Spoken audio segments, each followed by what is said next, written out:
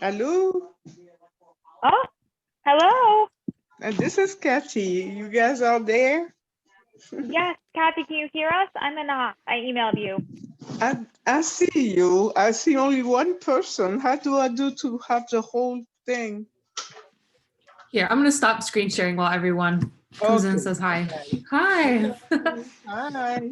Can you see Claire? Can you Say see that Bowie and Claire? I'm Claire. Hi. My name shows up as IRC Salt Lake. Yeah, I see everyone. It's nice to meet you. Nice to meet Oh, hi, you. Kathy. So I'm on the Spice Kitchen team, and Claire is on the Micro Enterprise. Okay. Nice to meet you. I'm Kathy. I have a business named Mama Africa. Actually, it's a DBA, but the real name is a Beautiful Event and Catering. And the DBA is Mama Africa. Yeah. Awesome. And I sent you the link to the PowerPoint from the previous two sessions, and I'll be posting the video recordings. Okay, well. great. I will check on that because I didn't see it this morning, but I'm gonna go ahead and look for it. Okay, the videos weren't there, but the documents are. Okay, cool. That's what I need. I needed how to create a menu and price it. And then the second lesson was on Square, right? Yeah. So today we're gonna do the Instagram, is that right? Yeah. Yeah, today's all about Instagram. Hi, Mika, welcome. Thanks. Sorry, I'm a little bit late. No worries. We'll wait one more minute for everyone to join, but just so I know everyone's kind of level with Instagram, I'll just ask, do you guys already have Instagrams that are set up as business accounts, or do you have Instagrams that are set up as regular accounts? Just so I know before we dive in. I have the one it's set up as a regular. Okay, that's helpful. And then Mika, do you have a one for just your business that's a business account? How do I know what kind of account it is? Oh, I'm sorry. I think you have to do some extra steps. So we'll go over those extra steps of how you convert your account into a business account. The reason it's really helpful is because promotions on it. Does that mean it's? And it I asks me will. if I want to view professional resources. Let's see. Professional resources. It probably is then. If when you get on and your main screen says like, I think analytics, then it is already a business account, but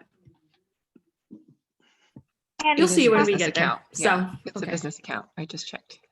Cool. Okay. Merab will be joining in a minute. And Kathy, I'm not sure how familiar you are with Zoom, but in the bottom left corner, there's a mute button.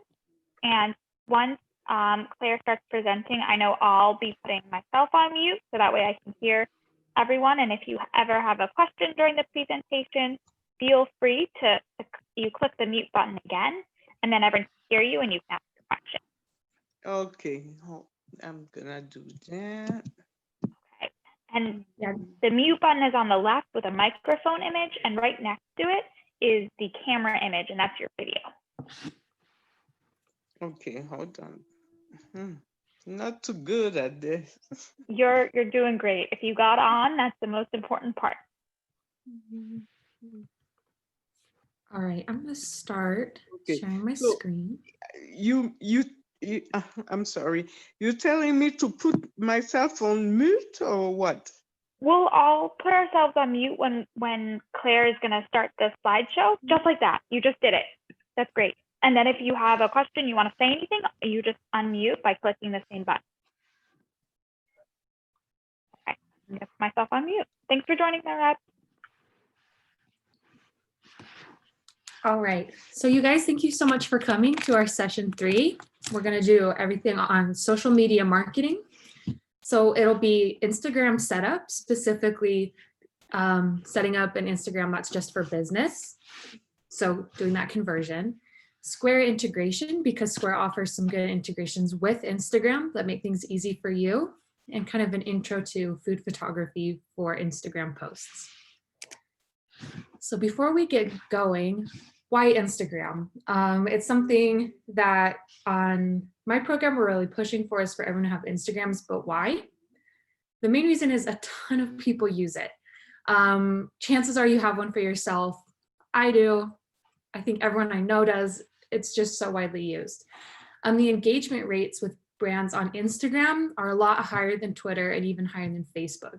People are just more likely to like things they see on Instagram, comment, or follow links to actually purchase something they see on Instagram. And specifically, restaurants do a lot better on Instagram than on other profiles, and even better than in brick and mortar restaurants. So it's a great tool for your restaurant to have as far as social media marketing. So does everyone have an Instagram, not necessarily a business Instagram, but an Instagram that they use for their business?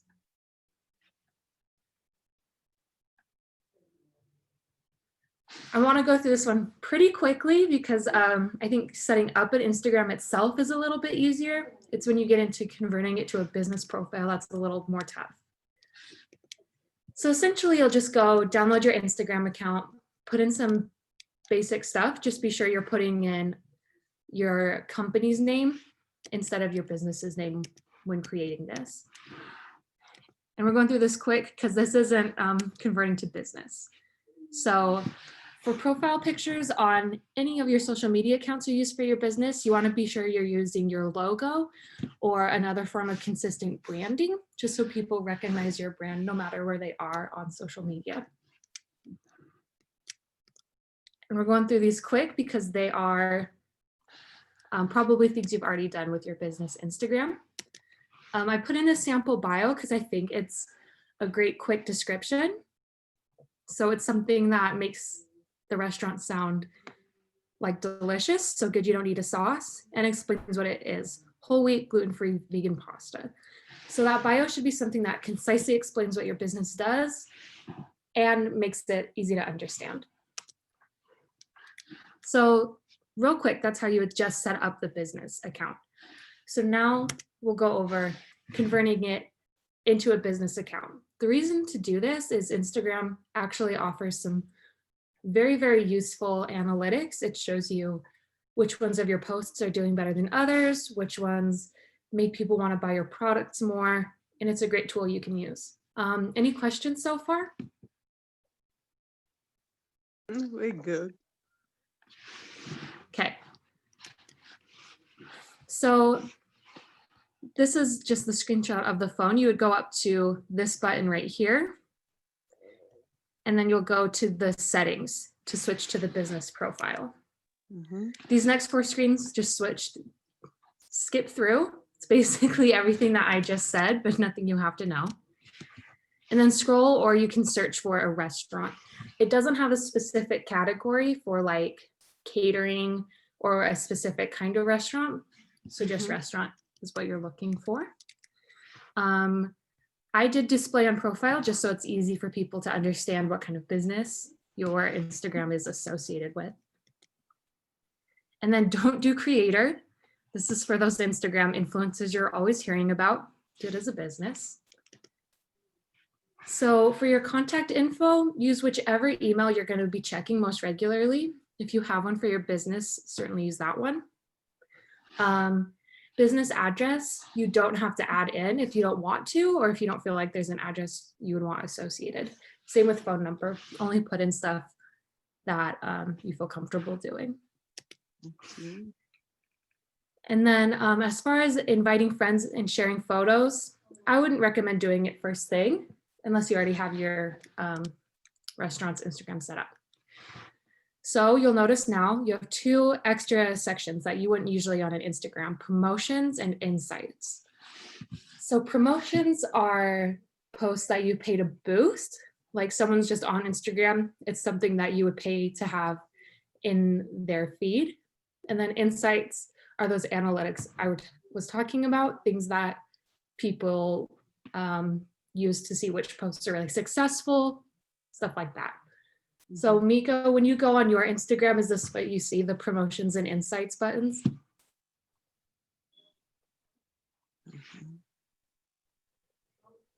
Yes.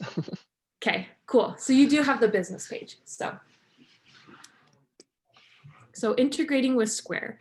I think when I was first going over options of e-commerce, this is what made me most excited, because selling from Instagram is such a powerful tool. So having it integrated with your Square account kind of just takes out a level of technical know-how, honestly, that I think is so helpful. So this is that same Square homepage that probably everyone's a little bit sick of seeing at this point. So you'll go on your Square Online, be sure you have restaurants selected, just because it'll give you kind of a different set of tools. So I went with the shoppable Instagram page. You can go with these other pages, and most importantly, you can switch this later on. The reason I like a shoppable Instagram page is because it's not as much setup. When you get to the full website and online store, that's kind of painstaking, but a shoppable Instagram page just means that people can click on a picture that you posted and get information on how to purchase things. So that makes things helpful. But if you want to go back and add in that full website, you can do that as well. So you can select how you want people to be getting things. You can do more than one. You can do allow pickup and allow delivery. Depends on what you're trying to run. That's just personal preference. Yeah. So don't take this one to heart that you have to do allow delivery. So you'll click on this little phone that they have up like this, and it will let you come to integrate that Instagram feed. So you'll click on this connect Instagram button. You won't go through really fast. Then it will pull up your Instagram info like on your computer, and you'll just log into that account and have it save the info. So have it access everything on your Instagram and authorize that. And you'll get all these things for your online store. So like I said, things that make it super easy, shoppable posts. Make it easy for customers to buy your stuff.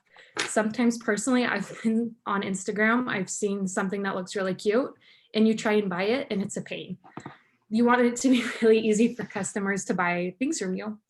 You can customize content to fit your brand, and to have links in your Instagram bio for your business that also make it easy for customers to buy your things. And just like that, you've integrated on Instagram with Square. Did that make sense? Oh, yeah. Okay, good. So now we're going to get... Is that in the marketing tab for Square? Is that what you said? Yes. So let me click back through this really quick so I can show how to get to this page. So this one, but if you go Square Online and then restaurants, you can pull it up. It should be under,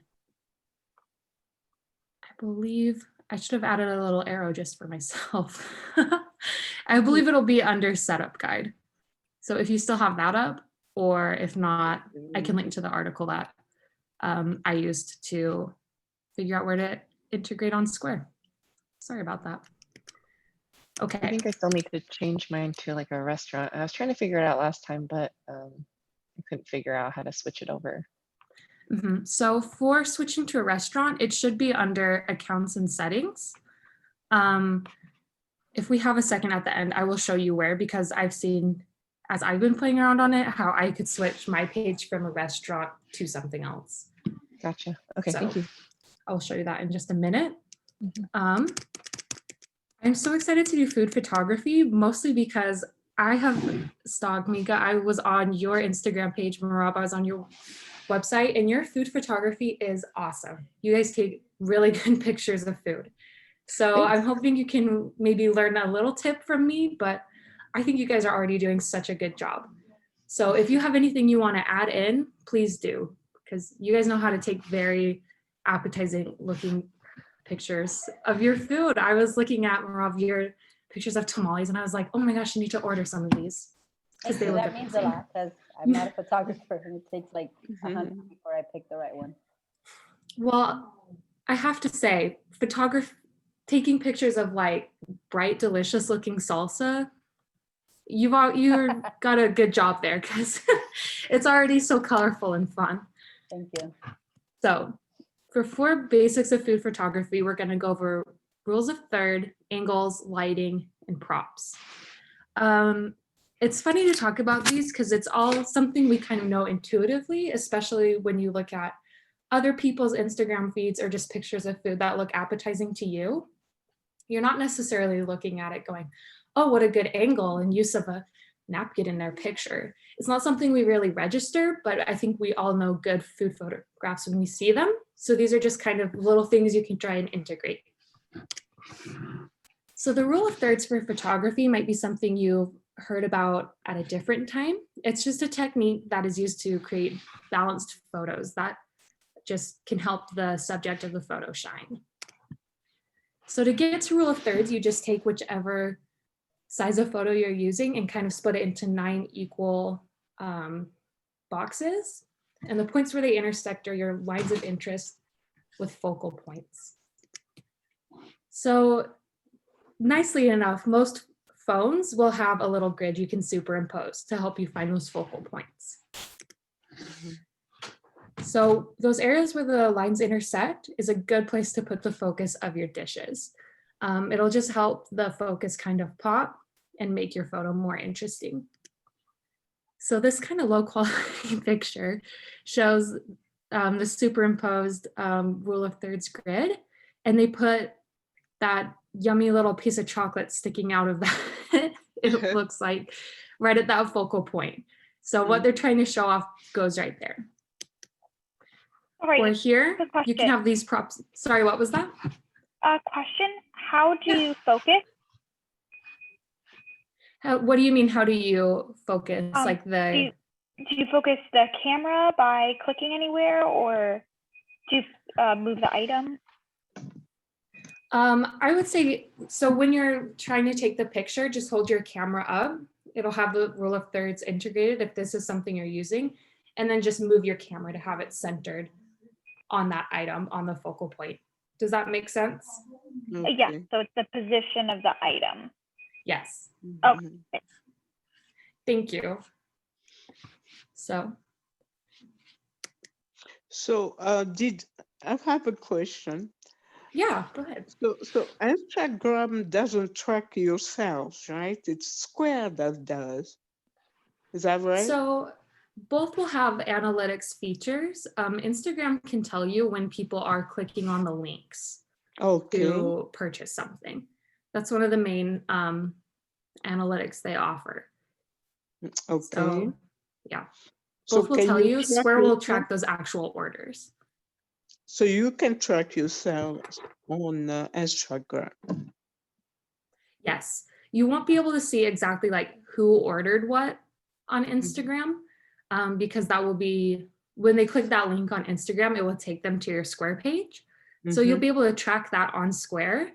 On Instagram, it will show you which posts have the best rates of people clicking, like Like this, to yeah. your Square store. Yeah. Mhm.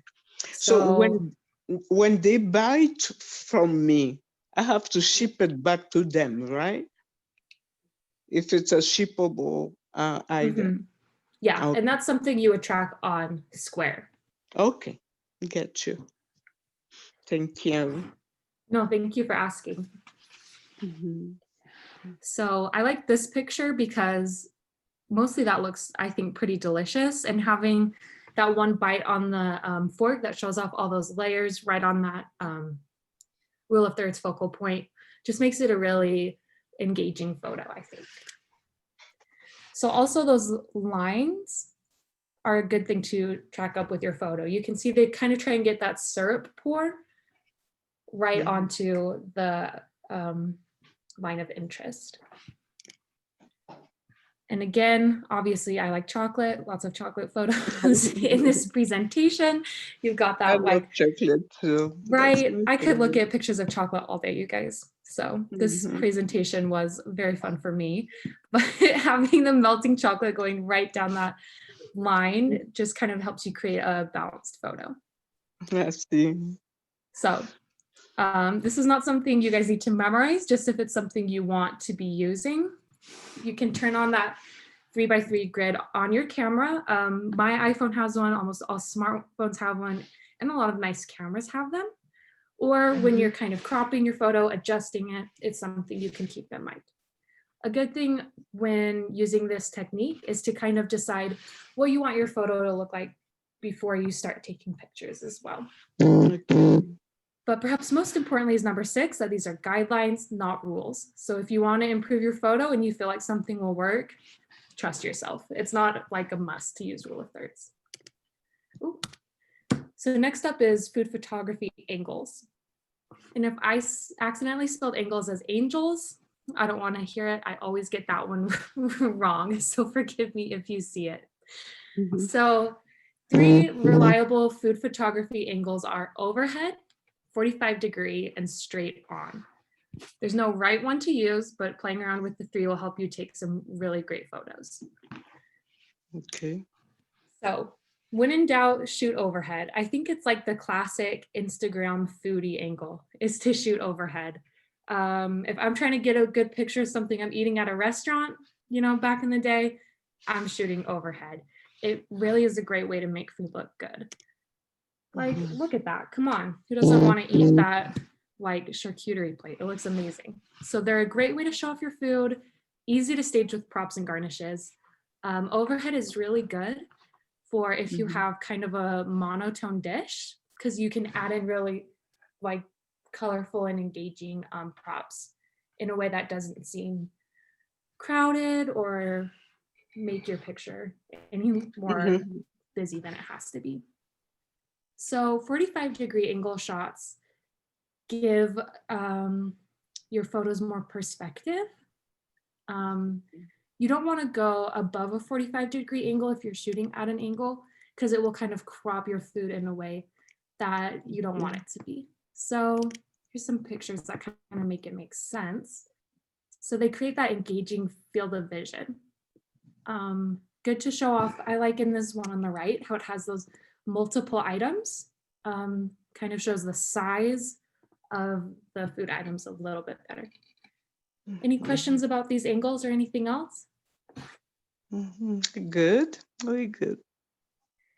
I feel bad. I know I'm teaching to pros because you guys are so good at this already. So then we get to straight on shots. This is the classic thing you see in like every Arby's and Subway commercial because they want to show off the layers of the sandwiches. So something like this looks great in that straight on shot. It would look super boring with overhead. It would look like a bun. So if you have something with a lot of elements you want to show off, a straight on shot will work really well. So what should you use? You'll use different ones on different products. I recommend it when you're bringing a new product or you're taking new photos of products, try all 3 and decide which ones you like best. So, sorry that this photo uploaded kind of grainy, but as you can see, this kind of overhead shot on the left isn't showing off the layers of that burger particularly well. That one on the right is something called a hero angle. It's the one that really makes your food shine and would look great in any Instagram post. Yeah. Same with this soup. Being zoomed in real close on it does not make it look yummy. Doing that overhead kind of shows off the elements, shows off your staging, looks really nice. And yet again, sometimes that overhead is what's best. So just play around with it, decide what you like best. Do you guys have any of the angles that you kind of routinely go to when you're doing food photography? I think what is it called, from the top? The Flat line. overhead. Overhead. Yeah, I mean, the from the top is what it's really called. Overhead is just the fancy term for it. Something I struggle with is lighting. Mhm. Just like I have a like a south facing window, and sometimes when it is very sunny, it doesn't help. And Mhm. then once the sun goes away, now it's too dark and now it looks, yeah. So I don't know if you have any tips for lighting. That is our next Oh, sorry. section here. Yeah, lighting for food photography. So the biggest tip is to mimic natural light. I love that you brought up that window, because I think the windowsill becomes your friend when you're taking pictures of food, just because natural lighting looks so good. The good news is some pretty basic lighting setups are pretty cheap and can help you take really good photos. So mimicking natural light is an easy starting place and a good place to find how lighting works for you. Find your windowsill, find a place that works. If you're lucky enough to have a patio, a backyard, try and integrate that natural light. You'll see the difference.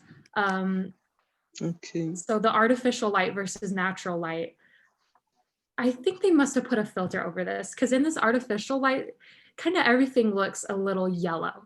Whereas in this natural light, that food just looks a lot more flavorful, I think, and a bit more delicious. So trying to mimic that natural light can make all the difference in your pictures. Okay. So a big thing with lighting is to avoid using flash. They're not made to help food look good. I think they rarely make humans look good with flash settings. So if you're trying to take pretty pictures for your Instagram that will make people really want to buy something from you, flash is probably not going to be the way to go. Oh, so here we see that pretty food again with that camera flash, and that is like a mug shot of that plate of pasta. It is not super cute with the flash on.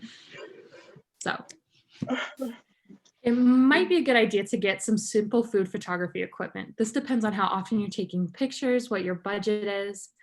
But I've been so impressed. There are some really inexpensive things you can get. You don't have to invest in like a really expensive camera and really expensive lights. There's some small things you can get, honestly, like Amazon, Target, not even specialty places, that can really take your food photographs from good to really great. So these are some ones I really liked on Amazon. This little kit we actually have at the Micro Business Connection Center now, because it's a box just that gives you a good background and lights and a little tripod for your phone so you can master those angles. All of it was $40. So kind of on not the cheapest thing, at least for me, but it's accessible. It's not, a $2,000 camera. Or these box lights, probably bigger than you need for food photography, but good options to have. So you can shop around for equipment if you feel like you're to that level with your food photography that you want to just bring in a little help with your lighting, because it can really make a big difference in your photos. And Claire, could we possibly use the equipment that you have already bought? Absolutely.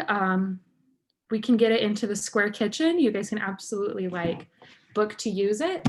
So like I said, we have one of these available for you to use. So if you want to be using it, absolutely please reach out, because it is very fun to take pictures with and makes a big difference. Thank you. Oh, I built one of these What? and it cost me $10 to Yeah. build, with a foam poster board and I think it's some kind of like thin sewing paper. And I use it because I also have a south facing window or patio. And so I just put the box outside and then put my food in there. And it works pretty good, because That is you don't the want most the direct impressive light. thing. You made one yourself. Congrats. Yeah, it was really That's cheap, amazing. and it took me like 45 minutes, I think. Man. Yeah. Well, I'm going to put that in a slide in this presentation that you can make one yourself. Holy cow. I just found it on But- YouTube. Some gal was like, "Oh yeah, you could just do it like this." I mean, I think there's a few of them. So, Ah, man. Well, you clearly have more expertise on that because that's amazing just that you cheap. could just make one. Yes, that helps as well, doesn't it? So there you go. There are a lot of options to help you out with your lighting. So just a quick example on lighting and how like boxes and box lights can help. So that's kitchen lights. This person obviously is like me and their kitchen has very poor lighting. And then kitchen lights plus the special light of the box light. Okay. When you get into just the box lights, it's a little bit more artificial of a color, but I think it looks a lot better than this light that kind of flattens out the picture. So this is when we get into food with props. Looking into this topic was so interesting for me because I don't think I really registered how often the food photos we're looking at have some kind of prop in the background. It is pretty rare to see a food photo that's just the food item. So we're going to go into some basic ones. And the reason I love this is it is really DIY. It's stuff you probably have around your house. Probably don't have to spend any additional money for food props. You certainly could get into some really expensive ones, but it's one of the cheaper elements of food photography. So dishware is a big one. If just plating, I'm sure you guys as chefs know a lot about plating, making your food look visually appealing. Adding in these elements like forks in the pictures, having them on cute plates, having them plated really well, makes your food look so appetizing. Kitchen utensils. This is great because not only does it show the size of your item, but kind of brings people into that picture. Like, I want to dig in on that plate of pasta. I guess pasta is also like my chocolate. I didn't realize how many pictures of pasta are in here, but just makes the photo so engaging, shows how big your portions are. So hand towels and napkins. I don't think my hand towels would look good in these pictures because they are not as clean, but it's a good way to accent the colors already in your pictures. I like this one with the green because they have that pretty garnish on top, and then adding the green napkin kind of brings that photo to life and gives it color it might not have otherwise. So throwing in other food, showing the ingredients you used to make the food item, or having multiples of the same food item. Something big is just having color in your pictures. So if you have something that might be kind of monotone, like maybe that cake, if it didn't have so many fun things on top, is showing those other fruits on the side. Seasonal props. I love that we're doing this by Christmas because it's a good time to have sales for your customers and have seasonal photos. It's something that people are really engaged with when they see it on Instagram, especially. So add decorations. You can do this for any time of year. There's always some kind of seasonal promotion going on. You know, you can do Halloween, back to school, New Year's, stuff like that. Just kind of pay attention to what you see other businesses doing, what you're seeing on your own social media. Something that can be really successful is to celebrate holidays from your own culture. So showing off different things that people might not necessarily know about in the United States, but, you know, sharing this is our seasonal goodie back in my home country. Yourself. This, when I felt bad sharing this because I don't think I would ever want to show myself in a food photograph. Me either. But you can do something real basic, like just a hand, just yourself in the background. You can really personalize it and show off that food size again. So garnishes, I know you guys know about this because you're all such good chefs, but it's so essential to make your food look fresh and delicious. Like I was saying, photographing beautiful salsas, how fun, because you already have color built into your products. So it's a great way to make stuff that might otherwise be really monotone and dull just come to life and look really beautiful. So a brownie, while probably the most delicious thing in the world, is just one color. So this person was so smart by having the background and the plate and those garnishes be different colors. It takes your photo from being kind of plain to visually engaging. This bowl of beans on the left does not look very cute, let's admit it. But if you're photographing a bowl of beans, why not add a garnish so you have something that's a little bit less monotone?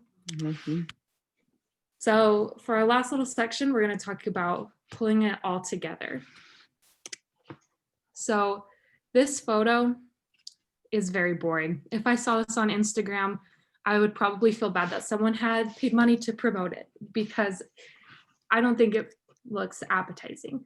Obviously, they've got good Asian food. lighting, good angle, but it just doesn't look quite as fun. So when you add in those garnishes, I really think that makes all the difference. You can tell it's all of a sudden that it's flavorful and has more texture than a bowl of like mustard in this picture. And then when you add in all those elements, all of a sudden you've got a really engaging photo that's ready to go on Instagram, ready to be used in those marketing materials, and hopefully will get you clicks to your Square page so you can be making a bunch of sales. So that's kind of a 1, 2, 3, 4 food photography in action. So I like this photo as well because it shows sometimes you're adding things in and taking things out until you get to that perfect photo. A lot of this is just playing around, finding out what you like, kind of finding your voice in your food photography. So you don't have to get tied to one idea. You can kind of play around, find what you like. So some key takeaways. Biggest one is probably practice makes perfect. I'm sure it's something you've noticed in your own work already, is that you've gotten better at this over time. Probably really intuitively, you found what works better for you. So practice on your own food. As I was putting this together, I made muffins and tried taking pictures of them. And some of my pictures looked really bad, but some towards the end looked really good. So you can practice on meals you make for yourself or your family. I would also recommend, there are so many restaurants out there on Instagram, so many food photography accounts, and a lot of professionals who do food staging as a business for themselves. Give them a follow, see what they're doing that makes their food look so delicious. So you can kind of steal some of those tips and use them with your own business. So if you have any questions, please reach out, please let us know. Like I said, we have one of those little setups available for you to use, and we are happy to lend it out or bring it to Square Kitchen for you to use it. So there are options and resources for you. Any questions? I know that was a lot of me talking, and I'm sure I'm talking to professionals, so. I have one. Do you have this PowerPoint that you can Yes. send to me the link or something? Yes, we will get this sent out. I know it was information dense and kind of quick, so I will get this PowerPoint sent out to you guys. Wonderful. Any other questions? How soon can we start selling? That's probably a question for a different member of the Spice Kitchen team, depending on your licenses, because one of the first presentations was about UDAF licensing, which is needed to sell packaged products. Okay, thanks. But love the enthusiasm, and yes. Thank you. I have a recommendation for people who are more amateurs. There's an app called Foodie. It's a camera app and it makes food look yummy. Ooh, I love this recommendation. Yeah. Is this something you used when you were first, before you were making your own photography setups in your backyard? I actually, I write and take photos for a food magazine. I'm a food journalist. Okay. And that's my cheater way if I don't have my sister around who has a DSLR. Mhm. Sure, I love that, and I will get that integrated into our presentation. I should have known that there would be a helpful app because there's an app for everything. So thanks for that. Yeah, I think there's recommend. quite a few apps actually. There's a lot of Instagrammers who swear by a certain app. And I don't know if that's paid promotion or if that's like, yeah, that's just all I use.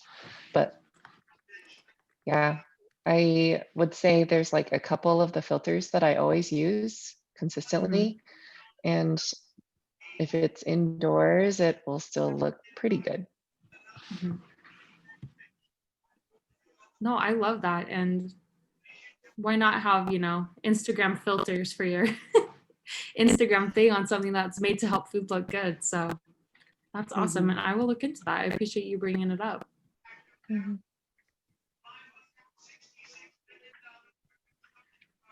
I think one of the other things is that like what I'm trying to get into, and from what I was doing the research, the algorithms on Instagram are now trying to promote reels more. So instead of just having photography, doing more video. And that's my challenge so far. I've only got one reel, but it takes a lot of time.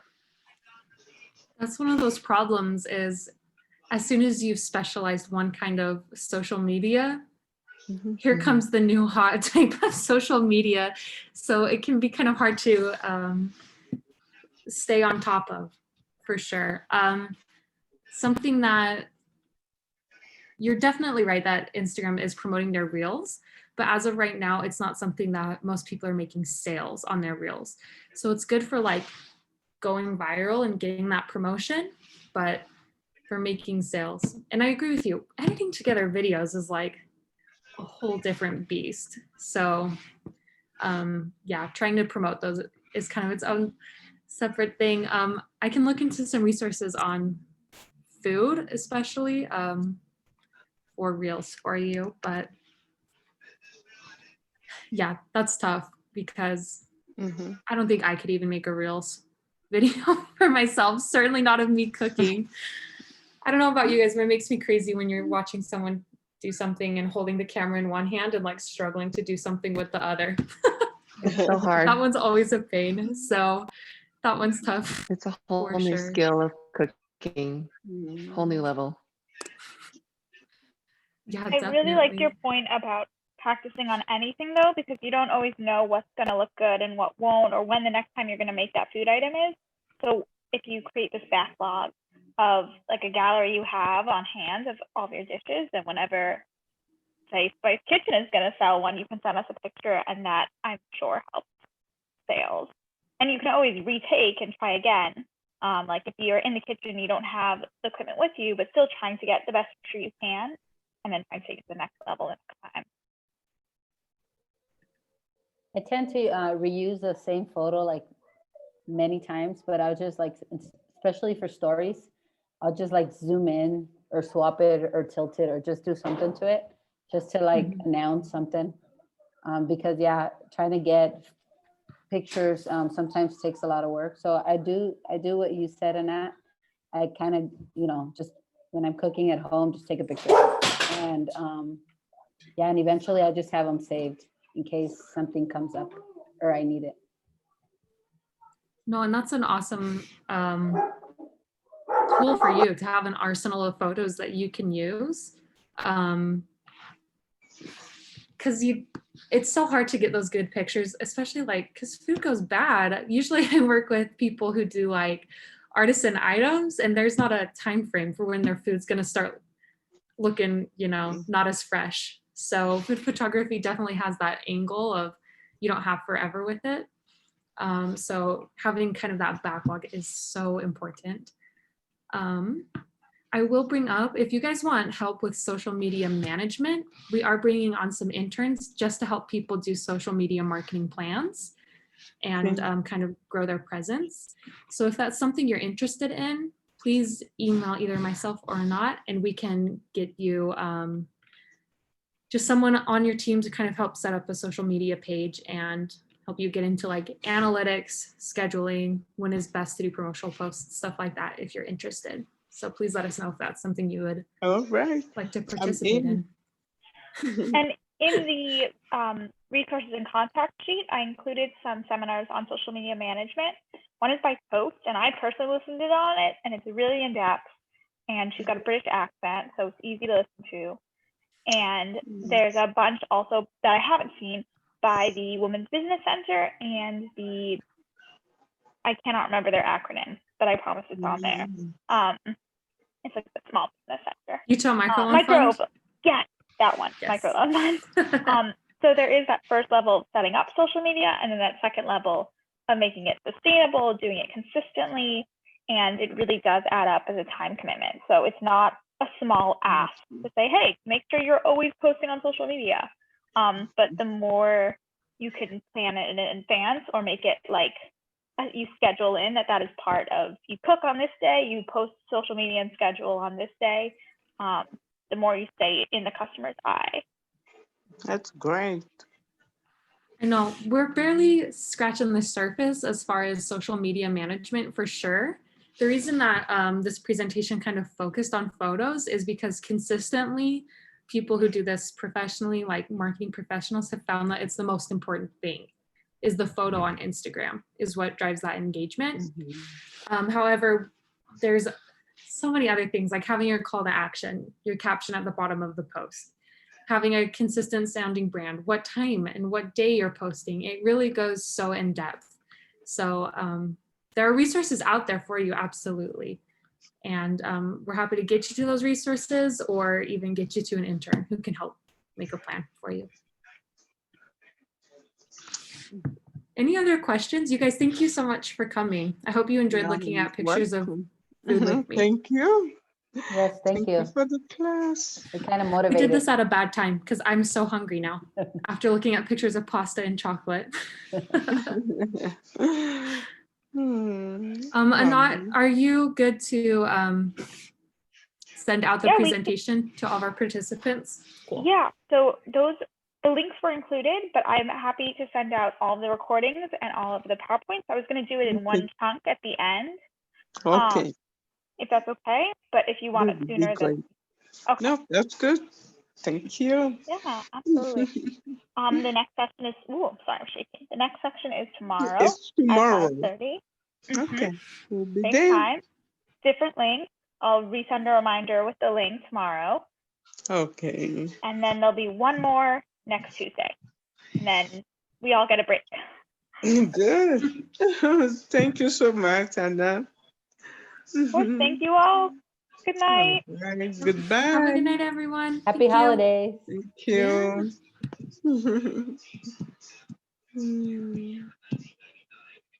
Yeah, right.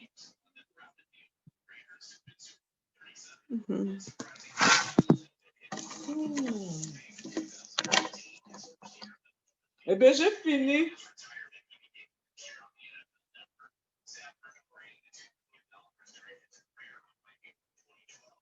Papa Mano, na sisi. Okay.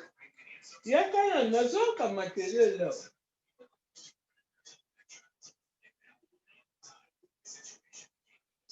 Eloko moko ezoloba ezali eza yo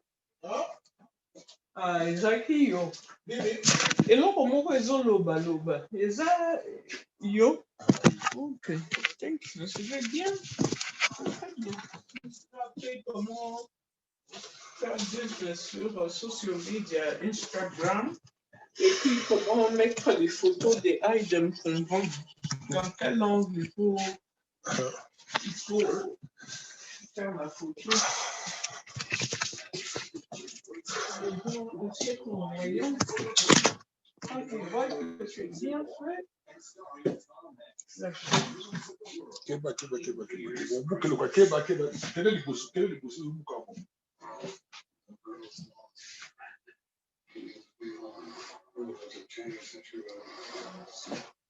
Ah là là, il y a des légumes, chérie. Je peux pas se mettre des légumes. Il y a encore des épinards. C'est fini. olambaki mobimba nyonso wana esili ata dongo eza te.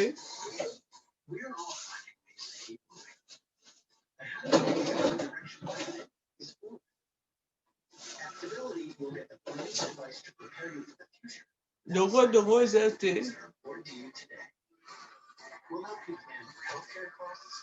Bien mayebo.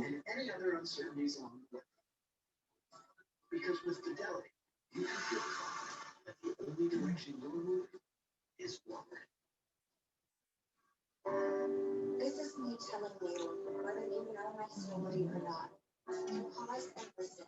Ndunde eza na. Therapy works. Ndunde eza wana. It'll help you. loso nalambi loso Ndunde kewa. Obwaki. Therapy eza te Ezalaki mu. eza te nasukoli nino eza te Ya mpe batikaki moke eza na te kati ya namoni ndunde. nasukoli yango eza te kwa ezikidele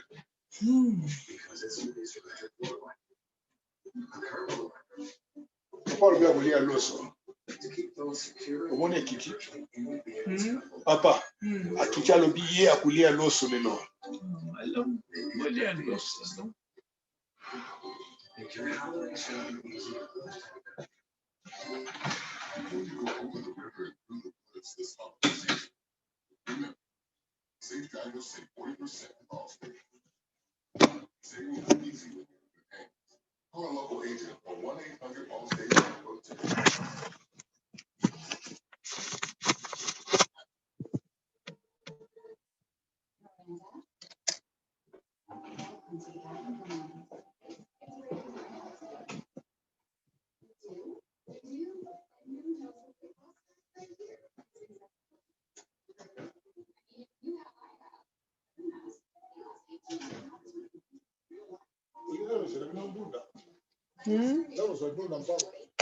Ya nini? nakende kozwa ndunda Non, non, ça va, tolia tabu.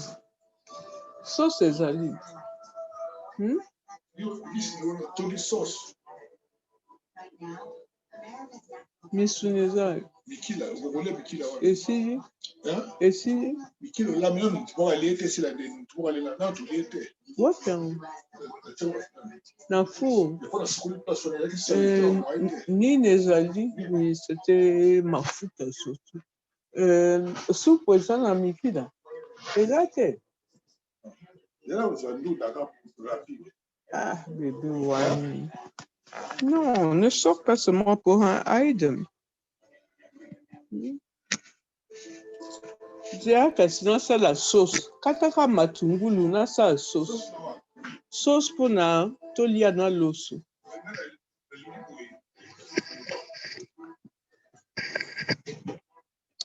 nakozela ndunda rapide Non, non, ça va. Non. Ça va, je vais faire une petite sauce. Je vais manger avec du riz.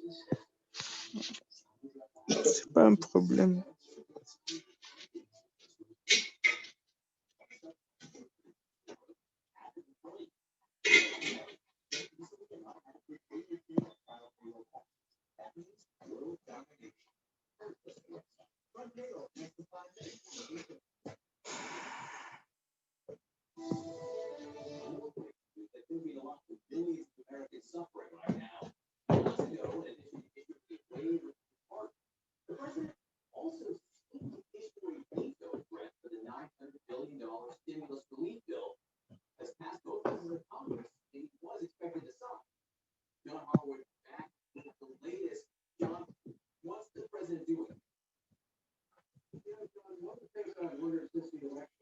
Is that with Donald Trump having lost, and as I mentioned in the last talk, he is choking psychologically on that defeat. He can't handle it.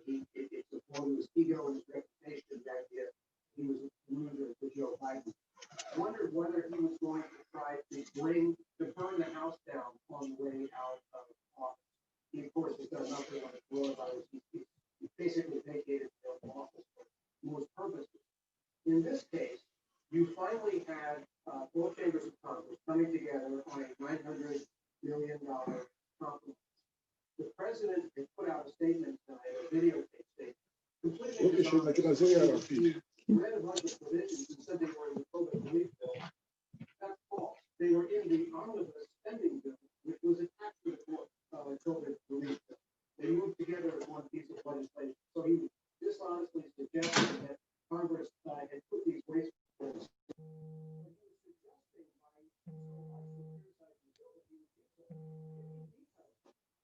I think it is. Allô, moi, Kalaouet. Bonjour, ma grande. Comment tu vas? Oui, moi, comment tu vas? Tu ne m'entends pas? Allô? Toumba, tu m'entends pas? Tu m'entends pas?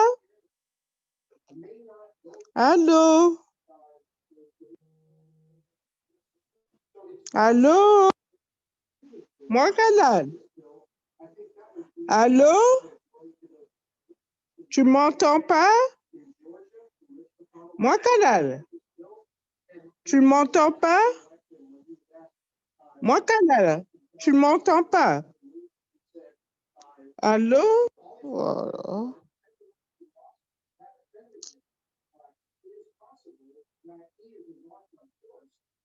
Hmm.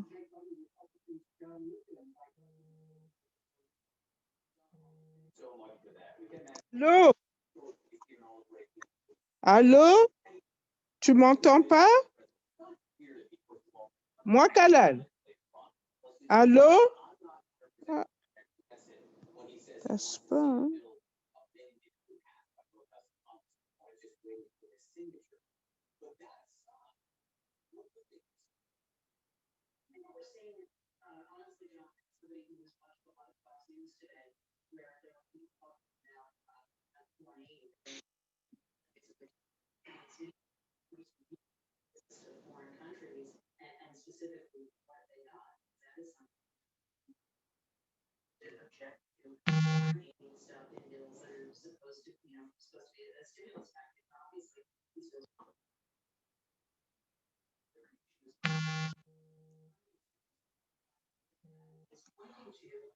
Allô? Oui, Toutou. Tu m'entends? Oui? Oui, allô? Vas-y, parle. Tu m'entends pas? Allô? Toumba, tu ne m'entends pas?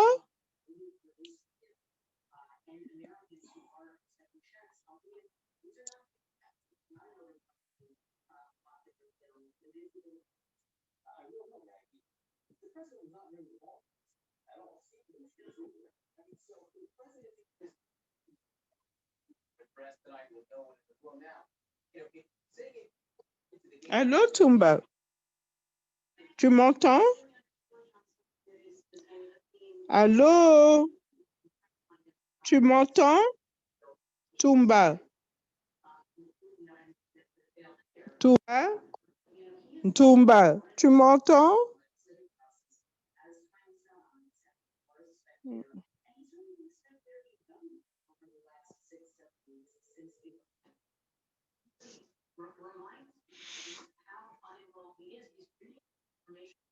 Allô, Toumba? Oui, tu m'entends? Tu m'entends? Ah,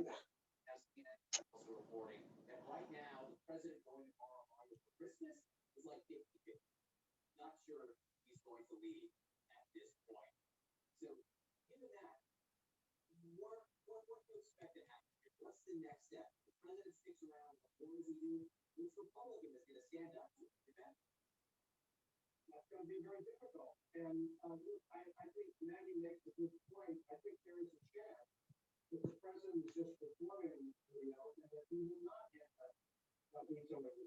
But he certainly held out that possibility. Look, this is a president who is in a mood to do whatever he wants in the moment. He's an impulsive person. He doesn't control his impulses very well. And he is very weak. And so he is lashing out in various ways, lashing out at Congress for this bill. And when I talk about the president who has to be constructive during the House stuff, remember this would be fighting for millions of Americans who are depending on this relief, depending on the price structure, the paycheck protection for small businesses, the $600 sales pay, all I want to be $6,000.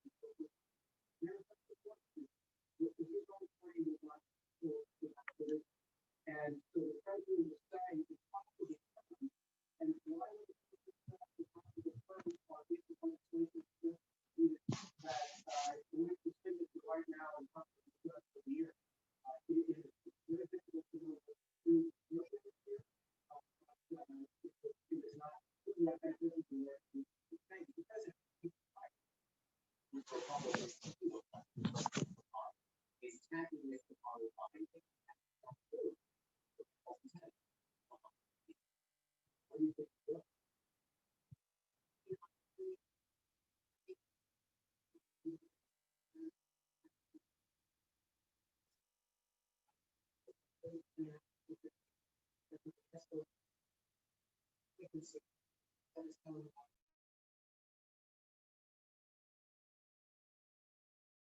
And there's not much like people in Washington say that about. So I don't know where it goes other than the president forcing McConnell's hand to have to try to intervene in some way in these efforts that are being put in place to try to disrupt the ratification of the election. Thomas said his caucus members want.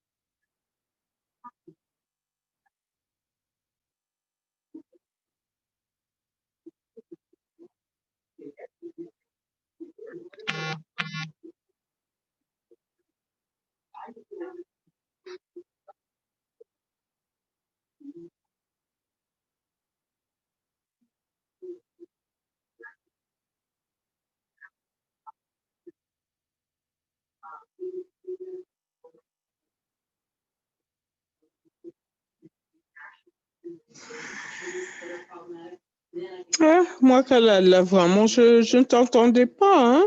Je t'entends, mais toi, tu m'entends pas. Je sais pas ce qui se passe. Anyway, je voulais juste dire que ça va un peu bien, hein, un peu de chagrin. Là, j'essaie d'atteindre les enfants 2, 3 fois, on me raccroche au nez. Bon, finalement, je me suis dit, je vais les laisser un peu tranquilles, quoi. Et bon, demain, c'est les 20 ans de Marie-Paul, hein. Et Winnie, donc je voulais quand même, me manifester, mais j'irai plutôt au cimetière déposer quelques fleurs.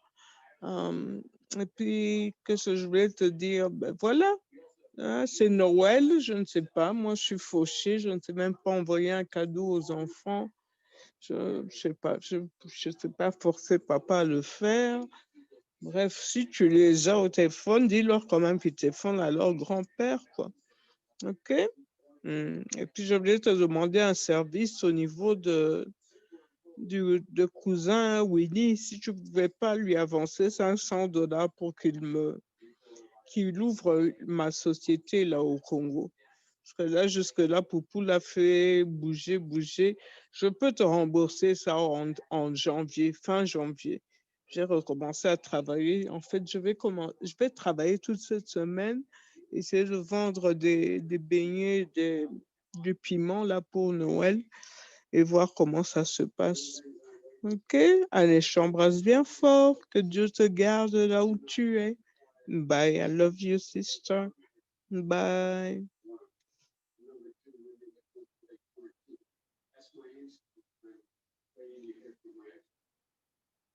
Bébé, ça va tout doucement. Tu sais, j'ai pas encore trouvé quelqu'un. J'ai finalement trouvé, mais je dois maintenant aller chez la fille. Moi-même, je vais déposer et elle va faire le truc par Western Union, quoi. Donc, attends-toi seulement ce week-end. OK? Allez, bisous, bisous.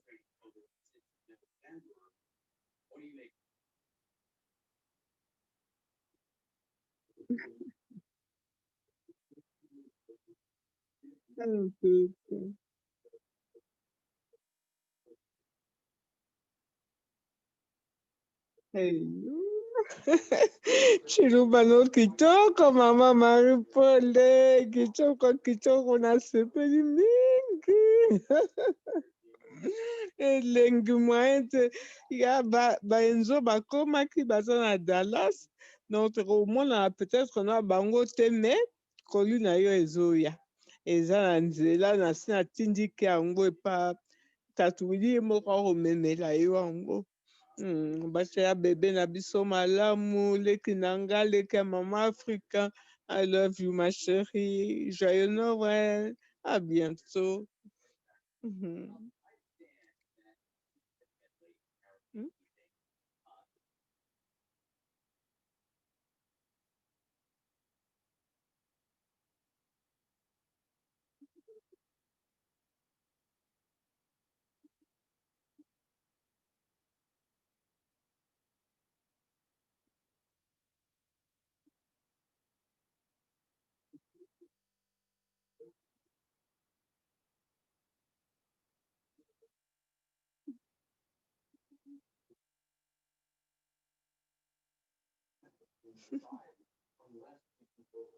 and controlling it by staying indoors away from others. Getting back to the our turn, that's how we can get upper hand on fire. Never had the windows open so much in December, I will tell you that. If you were advising President Trump tonight or President-elect Biden, what would you be telling them when it comes to travelers coming to the United Kingdom? Well, first off, the fact that it was found in his. La kéké de moi, tu m'as oublié, chérie. Ah, tu es à Dallas, tu as oublié Maman Kudutu. Ah, vraiment, même pas une bise, même pas un coup de fil à Kakogi. En tout cas, joyeux Noël, que Dieu te garde. Je t'aime, je t'aime. Amuse-toi bien, mange bien, dors bien, prie bien, ok? I love you. To both Pfizer and Moderna testing their vaccines against the new strain. You imagine the results will be positive? Ah, moi, bana wanye, nukubwa chinenyi. Kuyubikila, kuyumvika. Okay, I love you. Un joyeux Noël, maman.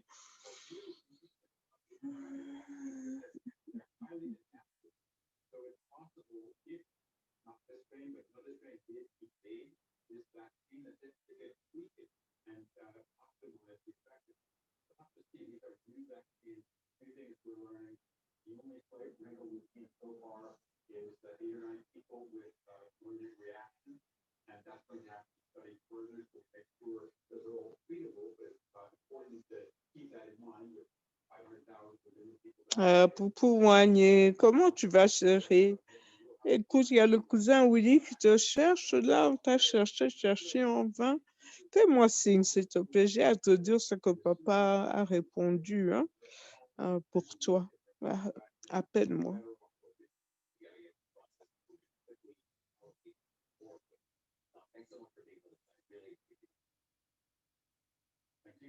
Poupou Wanye, kuyumvika bwaching mamwetu, mbikla kokus.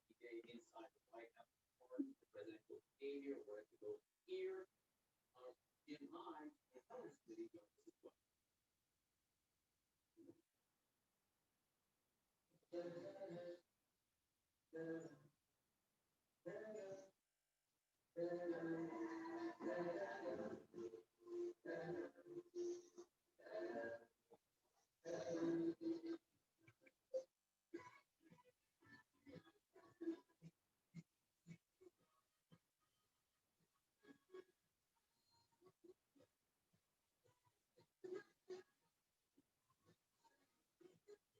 With Litter Robot, you never have to scoop, and your house won't smell like a litter box. Order now and get free shipping and 18-month warranty. If you or your cat are unsatisfied, return the package. Order your Litter Robot today.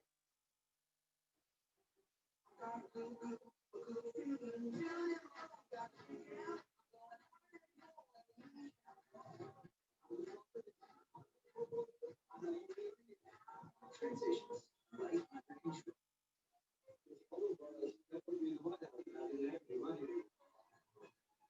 We now have president that started to see the world the way we saw it. Stevie Carter, rock and roll president, Sunday, January 3rd at 9 on CNN.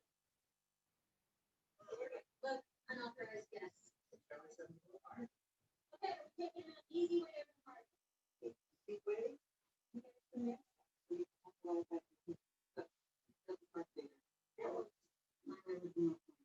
You walk in, you're cracking that homework. You know, your network is very excellent, and it's simple, easy, awesome. Xfinity delivers the best Wi-Fi experience, and it's no Wi-Fi network for anywhere you download the Xfinity app today. This is a challenging and uncertain year. It'll take time for us to recover.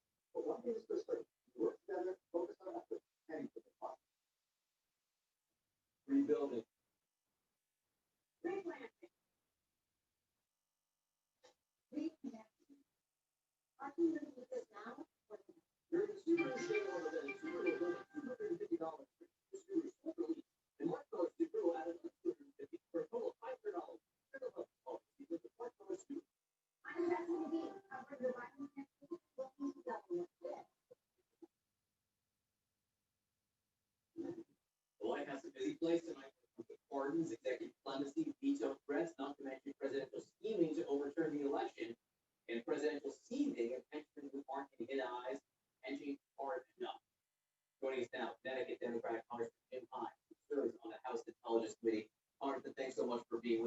your initial reaction to this list of parties? What do you think?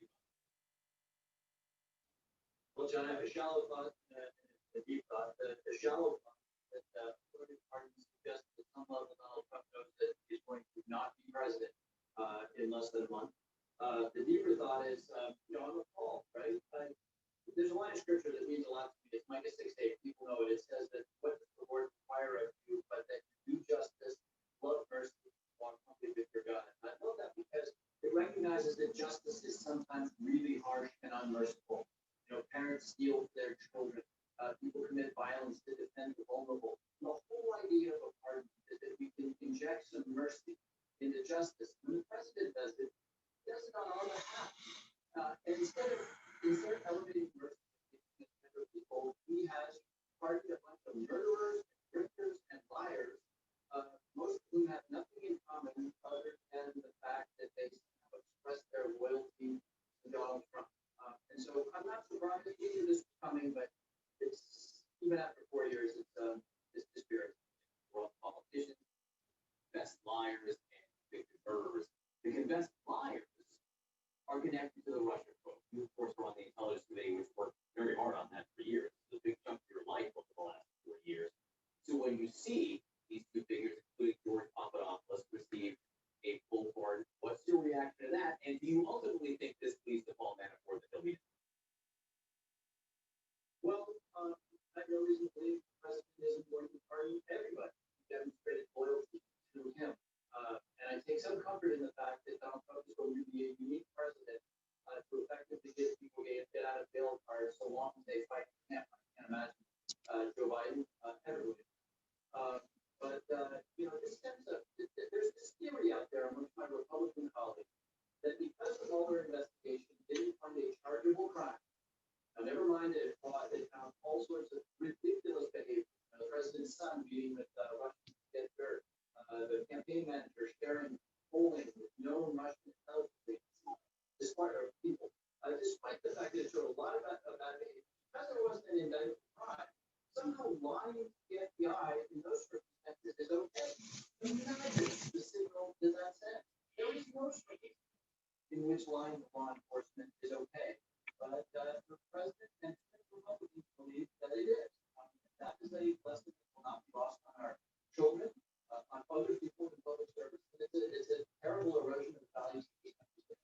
I gotta let you go. But the president released a video today where he seemed to issue a veto threat to this $900 billion stimulus. Momoen, How concerned are bébé, Momoen. What he's going to do. He's erratic. What I can tell you is that what is at stake here is millions of Americans who really need that $600, who really need the unemployment insurance, food stamps that are going to make for a brighter Christmas for a lot of Americans. And the president, on the day he pardons murderers and liars, is saying, I'm going to deny millions of Americans the food and the sustenance that they need. This is the end of the Trump administration. Thank goodness. Congressman Hines, we appreciate you coming on the show tonight. Thanks so much. Thank you, John. Joining us now, James Clapper, former Director of National Intelligence and author of Facts and Fears, Hard Truths from the Life and Intelligence. Director Clapper, you look at this round of pardons. What's your feeling about them in terms of national security, given that there are two people with ties to the Russia probe who lied to investigate? Well, first, I completely align myself with Congressman Jim Hines' comments about this, and it shows, once again, that we need proof of it, where the president's head really is in all this. And it's not on national security, it's not on the campaign, it's not on the massive Russian cyber espionage, but rather on, I think the common denominator here is raising the base and reinforcing his grip on the base writ large and on Republican political figures specifically. So it's very, it's disturbing, but we're going to have more breaking news about this sort of thing. I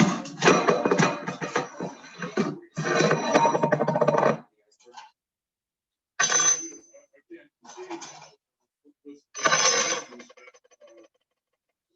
the president's all done exercising and using his office. I think there's more to come. We can't tell you specifically, but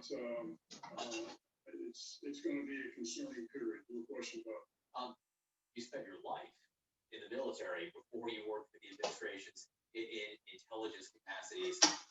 There were these 4 Blackwater contractors. They weren't part of the military, but they were over there in a security role who were convicted of murder, of murdering Iraqi civilians. The president granted pardons to them. How does that?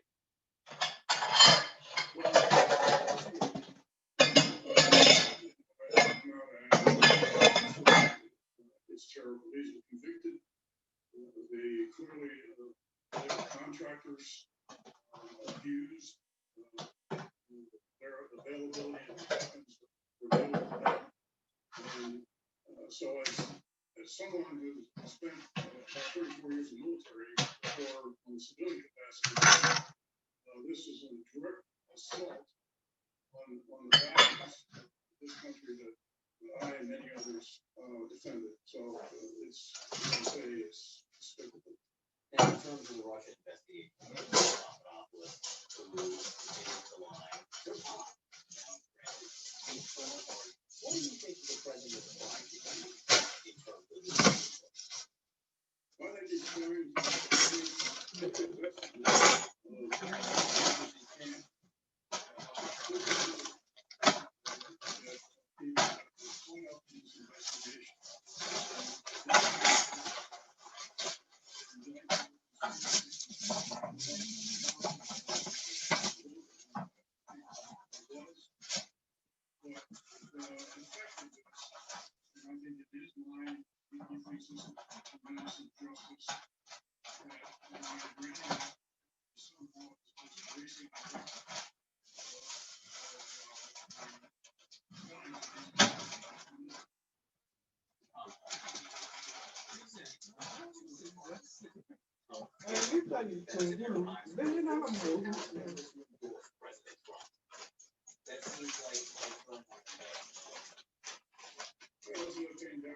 One more.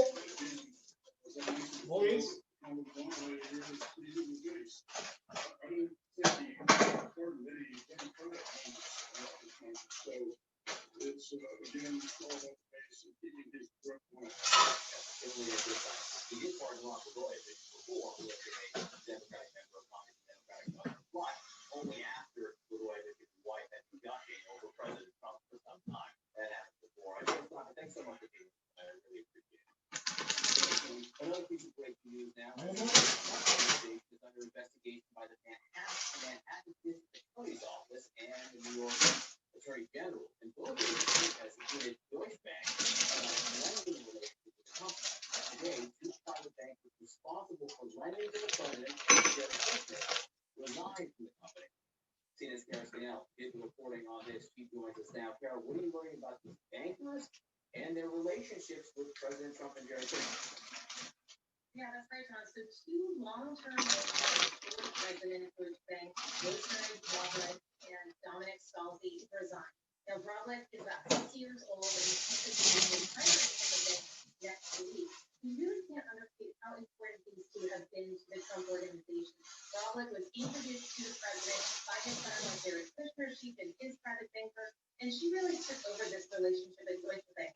You know, at a time, and advocated for the Trump organization at a time when other divisions within Deutsche Bank no longer wanted to do business with the Trump organization. I mean, that in part had to do with a history of delinquencies and litigation. But she advocated for this relationship, and ultimately Deutsche Bank has lent the president more than $300 million. The president has personally guaranteed those loans, and those loans will begin coming due in the next 4 to 5 years after the president is out of the White House. So with this key banker no longer at Deutsche Bank, it certainly raises a lot of questions. Who will step in that void and be the president's lender once he's at the White House? Now, let's make clear, the investigation going on in New York are beyond the president's power reach. Their state and local investigations. Is there any sense of what this could mean for those investigations?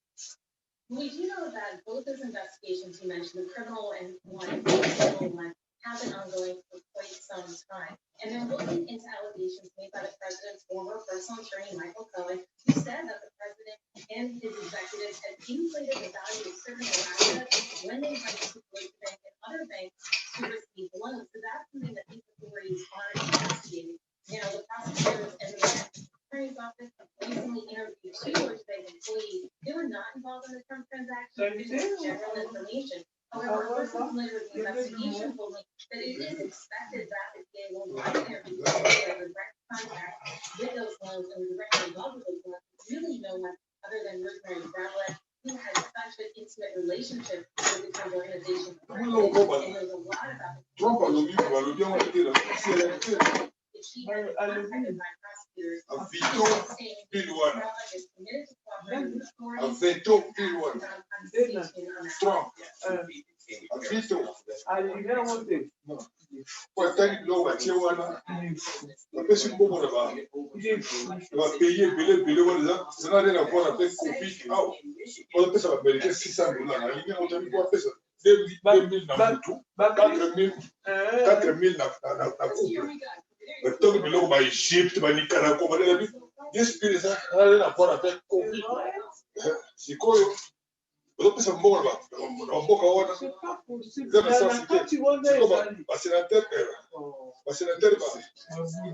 Sénateur Batali a voté, combien de 1000 pages il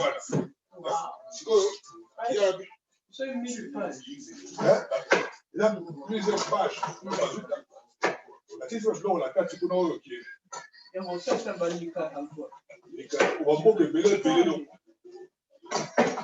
Attention, doucement. Oh là là. Alors là, c'est pas passé. Ah oui. Oui. Ça allait bien. On n'a pas fait ça malade. On va liquider, vas-y, là, le gouvernement si me voyait, après c'est pas ouais bien. Le gouvernement si moi après zangai. Ça va le bon bah. Il est Oui.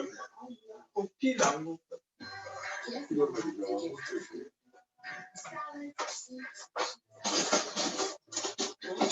Simba. Oui.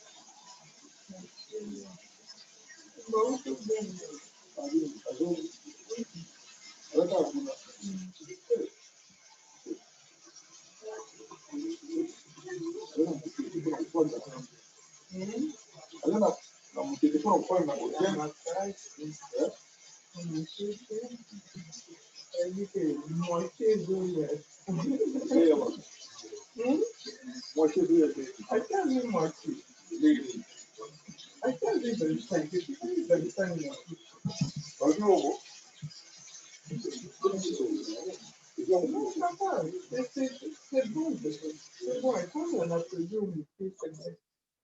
C'est bon. Après, le total, t'as eu ça à monter au micro. Attention, attention. Attends. Non, on avait pas là.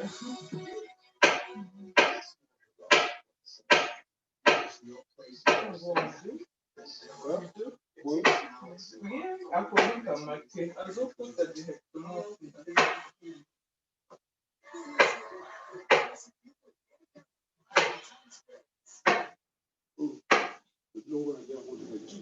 So as we point today, here's another piece of news. Now the president's unfortunately where he's kicked off the team for conspiracy theories and failures. The same Sidney Powell who gave these 3 visits to the White House in recent days reporting to be named some kind of election special counsel.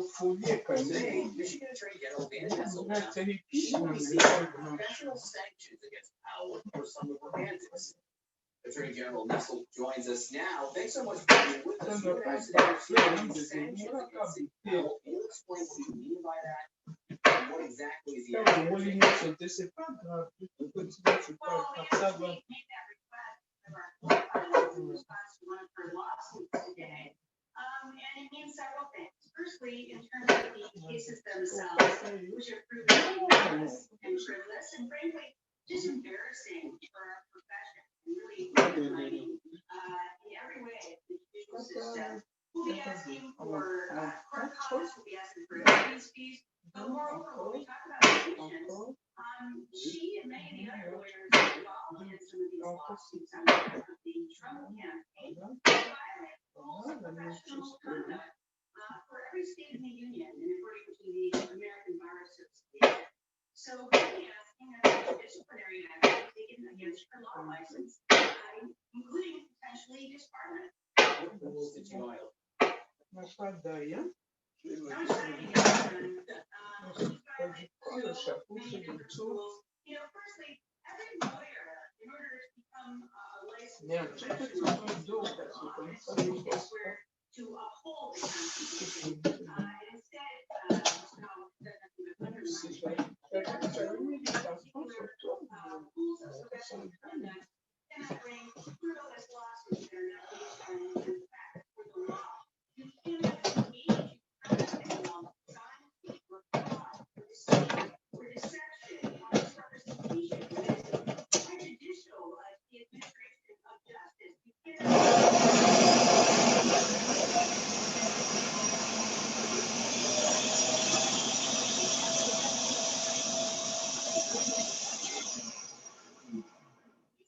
And you just take the Michigan cases alone.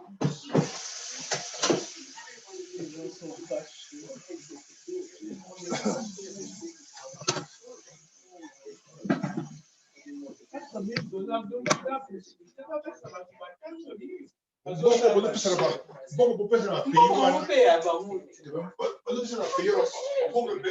C'est un choix. C'est un choix.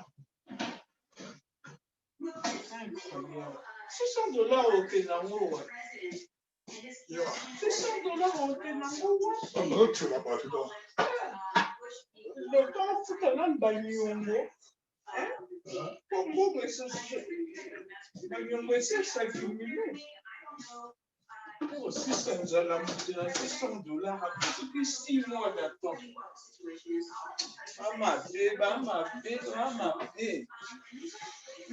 Sanction against Trump Associates. Ah bon? Ah bon? Ah bon?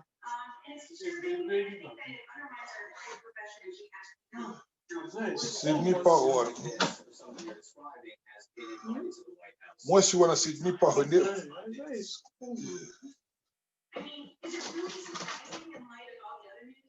Est-ce qu'on liberté? N'est pas tout. Trump y est à Zapasso.